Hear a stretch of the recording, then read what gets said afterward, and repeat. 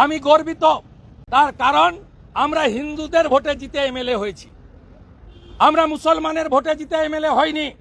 কারণ ভোট যখন হয় হিন্দু মুসলমান দেখে ভোট হয় না, নির্বাচন কমিশন দ্বারা ভোট অ্যানাউন্স হয়।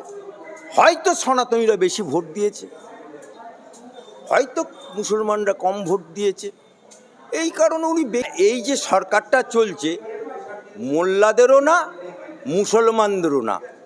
বিধানসভা থেকে সাসপেন্ড করা হলো শুভেন্দু অধিকারী, অগ্নিমিত্রা পল সহ আরও বিভিন্ন ব্যক্তিকে, রাজ্য বিজেপি নেতৃত্বকে, কি বলবেন? দেখুন, বিধানসভায় বিজেপির নেতৃত্বকে বহিষ্কার করেনি, বিধানসভায় বিজেপির মনোনীত যারা নির্বাচিত বিধায়ক তাদেরকে সাসপেন্ড করা হয়েছে। এবার সাসপেন্ড করেছে কে?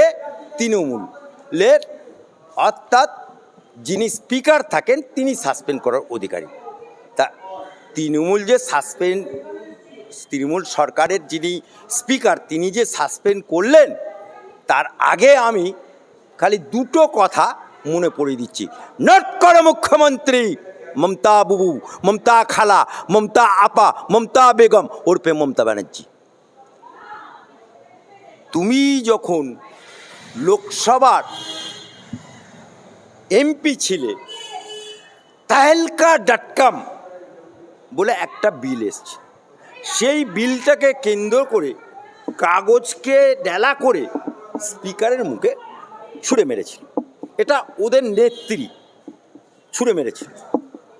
আবার এই মমতা ব্যানার্জি সিঙ্গুরে টাটার কারখানাকে কেন্দ্র করে উনি আন্দোলন করার জন্য গাড়ি করে যাচ্ছিলেন, ডানকুনির বোঁদের বিল মাইতিপাড়াতে আটকে দেওয়া হলো বামপন্থী পুলিশ।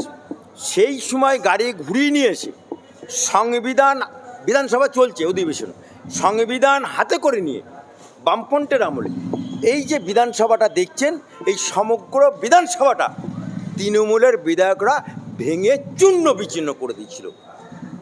সংবিধান হাতে করে, সংবিধান মানছে না, বামপন্থের পুলিশ মানছে না, আমাকে ডানকুনি রুখতে দিচ্ছে না বলে চিৎকার দিয়ে সমগ্র বিধানসভাটা ভেঙে চুরমার করে দিল। সেই ভাঙা টেবিল, ভাঙা চেয়ার সমস্ত এই সরকারি সম্পত্তি। এটা বামপন্থের বাপের সম্পত্তি ছিল না, এটা মমতা ব্যানার্জির বাপের সম্পত্তি ছিল না, মমতা ব্যানার্জির শ্বশুরের সম্পত্তি। ওনার তো বিয়ে হয়নি, তা শ্বশুর হবে করতে। তাহলে সেই সম্পত্তি তখন উনি ক্ষমতায় আসেনি। আর আজকে উনি ক্ষমতায় এসে সেই বিধানসভাতে উনি বসছেন, বিধানসভাতে জায়গা পাল্টায়নি। সেই ভাঙা চেয়ার, ভাঙা টেবিল, সরকারের টাকা, জনগণের টাকা সারাতে সমস্ত নতুন করে করতে হয়েছে। আজকে সেই চেয়ারে বসে আজকে বিরোধী দলের লোকেদের কাজ হচ্ছে যে সরকার যে ভুল পদক্ষেপগুলো নেবে, সরকার যে ভুল সিদ্ধান্তগুলো নেবে তার দৃষ্টি আকর্ষণ করা বিরোধী দলনেতার এবং বিরোধী দলের বিধায়কদের। সেই কাজটাই ওরা করতে গেছে এবং বিরোধী দলনেতা মোশন এনে স্পিকারের দিকে এগিয়ে গেছে এবং কিছু লোক ওই যে বিলটা পাস করছিল কাগজের ডালা করে কেউ ছুঁড়ে মেরেছে। এতেই ওদের 4 জন সাসপেন্ড হলো। ঠিক আছে, সাসপেন্ড করছে, কিন্তু ওদের মধ্যে যে বিধায়ক আজকে উপস্থিত নেই, সে বাড়িতে না কোথায় জানি না, তাকে কি করে সাসপেন্ড করে? হ্যাঁ বলুন তো। আমি হাইকোর্টে উকিল উপস্থিত নেই, আমি অনলাইনেও কনফারেন্স করিনি, তাহলে আমার নামে কেস কী করে হয়? ঠিক সেই রকমভাবে ওরা যে গণতন্ত্রর পূজারি বলে, সেটা যে অগণতন্ত্র হচ্ছে সেটা তার জলজান্ত প্রমাণ। এই কারণেই গতকাল বিরোধী দলনেতা মুখ্যমন্ত্রীকে বয়কটের ডাক দিয়েছে এবং মমতা ব্যানার্জিকে নতুন করে আয়না দেখাবে।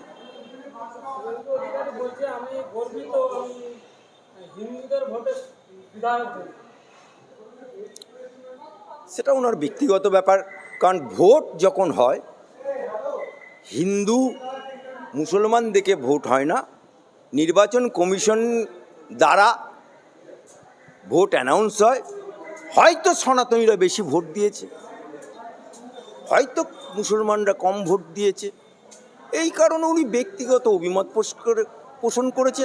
সেক্ষেত্রে ওনার ব্যক্তিগত প্রশ্নের উত্তর উনি দেবেন, ওনার মুখের উত্তরটা আমি বলব না।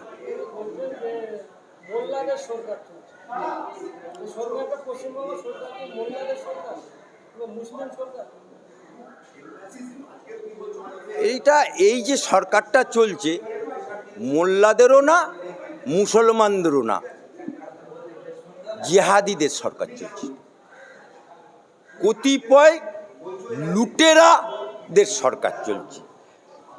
এই সরকারটা দাদাগিরির সরকার চলছে, এই সরকারটা পুলিশের ওপর নির্ভরশীল সরকার চলছে, এই সরকারটা খুনিদের সরকার চলছে, এই সরকারটা আজকে ওদের তৃণমূলের কাউন্সিলর তৃণমূল খুন করছে, তৃণমূলের কাউন্সিলরকে তৃণমূল খুন করছে, শওকত মোল্লা আরাবুল মোচমানে পেঁদাপেদি হচ্ছে।